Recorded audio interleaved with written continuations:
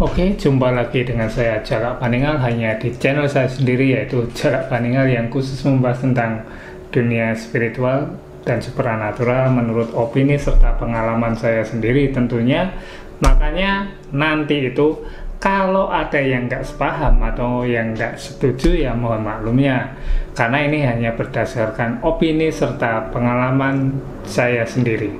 Oke, kali ini kita akan membahas bahasan yang ringan-ringan dulu, yaitu adalah cara-cara untuk mengenali apakah memang orang itu kena gangguan gaib alias sakit non medis, ataukah itu hanya sakit medis dan sakit pikiran biasa.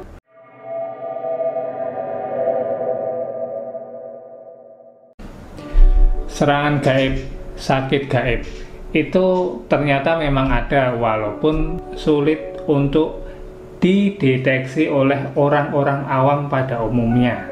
Misalkan itu adalah orang yang sakit migrain biasa, tapi dia itu merasa sedang diganggu oleh makhluk gaib ataupun kena santet dan semacamnya.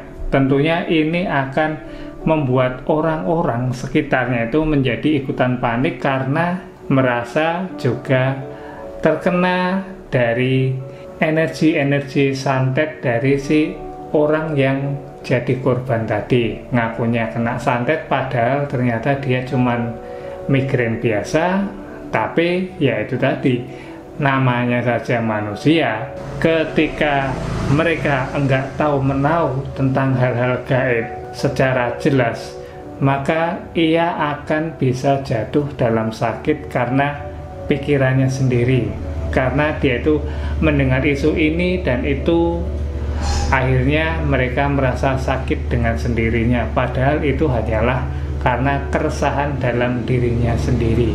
Seperti itu.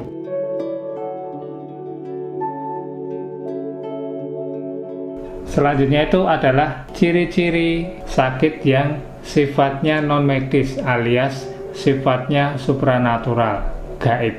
Inilah ciri-cirinya untuk mengenali. Yang nomor satu adalah penyakitnya itu hanya akan ada pada jam-jam tertentu.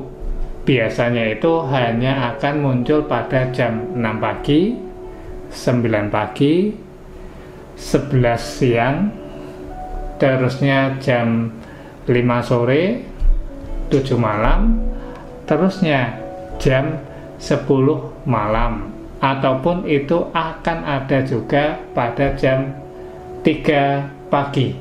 Seperti itu. Biasanya itu akan muncul pada jam-jam itu saja. Satu korban biasanya hanya akan muncul, misalkan dia itu hanya akan muncul pada pukul 3 pagi, maka itu terus jamnya selalu akan ada rasa sakit yang muncul pada jam 3 pagi terus menerus selama biasanya 40 hari.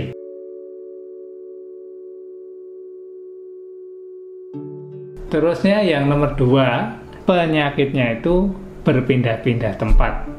Misalkan awalnya sakitnya ada di pundak, lalu itu akan jadi berada di kepala, dada, kaki, perut, seluruh badan menjadi sakit. Ketika Anda itu niat akan berobat ataupun Anda akan tirakat agar sakitnya itu hilang, itu akan malah menjadi lebih sakit, menjadi lebih kuat rasa sakitnya dalam diri Anda sehari-hari, ataupun itu akan malah juga waktunya itu bertambah.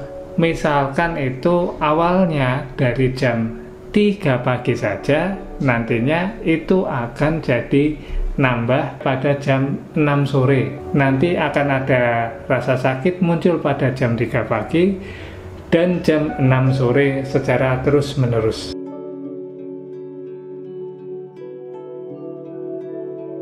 Terusnya yang nomor 3 itu adalah rumah Anda, kamar Anda, tempat Anda itu tinggal, tempat Anda itu tidur akan menjadi seperti tempat yang kosong tapi lembab, ataupun itu malah akan jadi banyak banget penampakan hal-hal yang sifatnya gaib dalam rumah Anda. Orang-orang itu akan bisa merasakan perubahan suhu pada rumah Anda, serta itu ada pada sekitar rumah Anda, menjadi lebih pengap, lebih kering, serta bikin orang-orang awam ketika lewat situ menjadi merinding, ataupun bisa menjadi demam, ataupun malah bisa jadi orang yang suka marah-marah sendiri ketika hanya lewat rumah Anda jarak 10 meter lah gitu.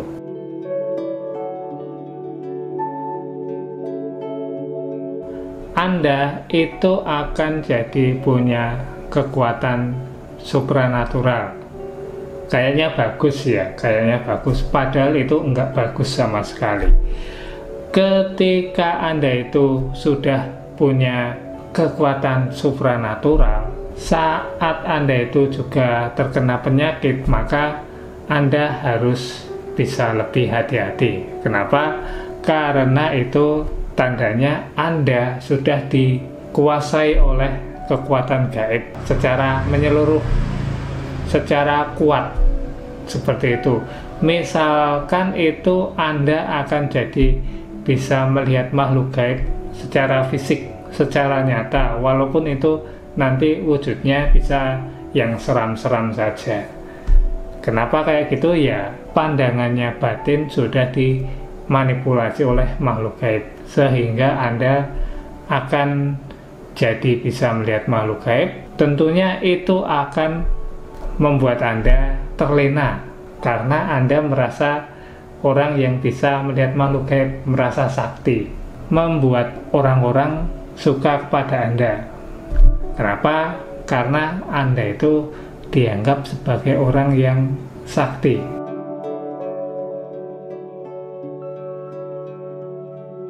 Selanjutnya yang nomor 5 alias yang terakhir itu, Anda akan jadi tiba-tiba sembuh ketika Anda meninggalkan rumah jaraknya 1 kilo. Anda akan jadi sembuh, sehat walafiat secara fisik dan secara pikiran.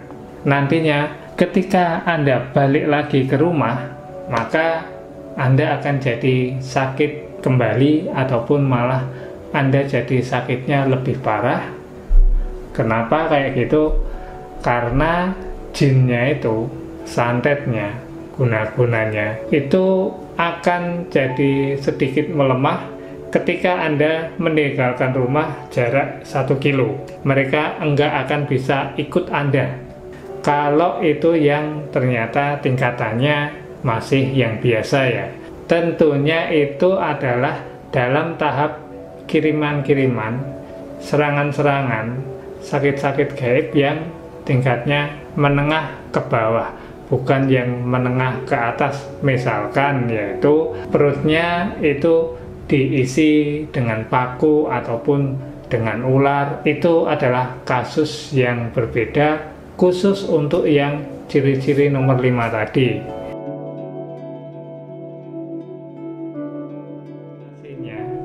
Ada saja caranya untuk mengatasinya, tapi tentu itu butuh banyak effort serta butuh banyak kesiapan. Pengobatan orang sakit non medis itu enggak boleh sembarangan, seperti itu. Lalu itu bagaimana mengatasinya bagi orang awam? Itu akan saya buatkan videonya sendiri nanti, karena kalau di sini nanti jadi panjang banget. Sekian dulu, terima kasih, dan jumpa lagi di video-video selanjutnya. Rahayu.